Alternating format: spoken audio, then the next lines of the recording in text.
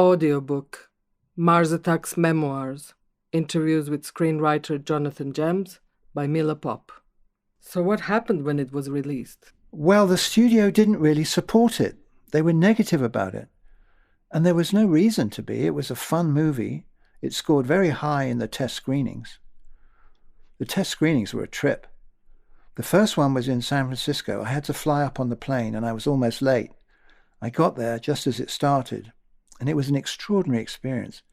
It was held in this big movie theater. The place was packed with college kids. Tim was nervous. He was in the projection booth. I got a seat in the audience. There were a lot of executives there, Warner Brothers executives, sitting and standing at the back, going in and out of the door. And Bob Daly, the president of Warner's, he was there. Tim was hiding from them. And all these students from that college in San Francisco, Berkeley, they'd got free tickets in exchange for filling out a questionnaire, asking detailed questions to get their thoughts about the movie. And this test screening was the first public screening. Tim wasn't happy about it because the movie wasn't finished. They'd stuck in a temp music track and cards saying visual effect here and scene missing. He hated people seeing the movie before it was finished. It was really painful for him. Anyway, the audience went wild. They went absolutely nuts. And halfway through the movie, they started doing a thing I'd never seen before, drumming their feet hard on the floor. It sounded like thunder, hundreds of feet drumming on the floor. It was deafening. They were so excited. And at the end of the film, they all stood up, whooping and hollering. It was extraordinary. The studio executives were bewildered by it. Despite the blanks in the film and the animated sequences that weren't finished, the students totally loved the movie. After it was over, I went out into the lobby and noticed a huddle of Warner Brothers executives. And Bob Daly, the president, saw me and said, "Hey, Jonathan, come over here." So I went over, and it was strange. All the executives formed a line, like a line of men in Armani suits. Bob Daly was in the middle, and he said, "Where's Tim?" I said, "He was in the projection booth. Do you want me to go find him?" Daly shook his head and said, "Well, where is he? We're waiting for him." He was annoyed that Tim was avoiding him. He was the boss of Warner Brothers after all, and I guess he felt he was being insulted. So I tried to smooth things over. "I'm sure he'll be out in a minute." All the executives were tense. They were kind of sweating with tension. So I tried to get them to chill out. I smiled at the president and said, "So, what did you think? It went well, didn't it?" This was an understatement. I doubt if they'd ever seen such an ecstatic reaction to a movie. I know I never had.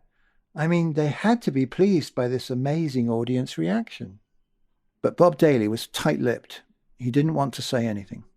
So I turned to the executive next to him and said, "What did you think? Did you like it?" But he kept his mouth shut too and barely acknowledged me.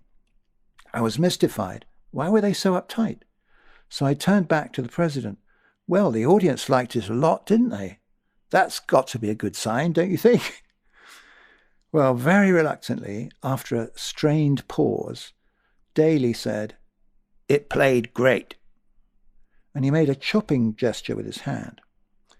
I turned to the guy on his right, who made the same chopping gesture, and he said, "It played great." And then, all along the line, the executives made the same chopping gesture, and each one of them said, "It played great." If I hadn't seen that, I wouldn't have believed it. It was like an over-the-top parody of studio yes men, but it really happened. So none of them said what they thought of it? No, they all said it played great, which is saying nothing, because of course it played great. The audience was screaming with delight. Nobody could deny that. There were some guys from Industrial Light and Magic there, so I went over to talk to them, and a little while later, Tim emerged, and I saw Bob Daly and the executives pounce on him. It was like they swallowed him up, and I didn't see him after that. The second test screening was a preview in, I think, Universal City Walk. It was a big movie theatre, an invited audience, mostly teenagers, mostly students. And I went with a couple of friends, a couple of English friends. And I was looking forward to seeing it. I hadn't seen it with all the effects done and finished, and I couldn't wait to hear Danny Elfman's music. So now it was finished, completely finished, and we went in, and it was a big audience, maybe 600 or 700 people, and it took off like a rocket. Almost from the start, they were laughing and banging their feet on the floor, and like at the first screening, they cheered and whistled at the end. It was intense, euphoric. They totally loved the movie. And when we came out, I was in a daze, and so were my friends. It felt like we were on drugs. It was more like we'd been to a rock concert than a movie. I remember how grateful I was for the cool air and that my friends were with me because I was so dazed, and it was good knowing they were going to drive me home. They couldn't stop talking about how amazing the movie was. They were gobsmacked. They were saying, "This is going to be huge. It's going to be massive. It's going to break records." And they were looking at me with a new expression, looking at me almost like I was a stranger to them. It was a chilly feeling. It was like, is he going to stay friends with us now? And I got that destabilizing sensation I'd had before when I had a hit play in London.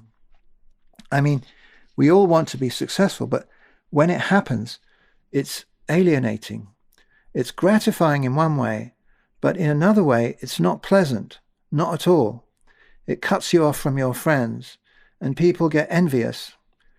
Success is good because it gives you opportunities to do the things you want to do, but in many ways, failure is easier to handle.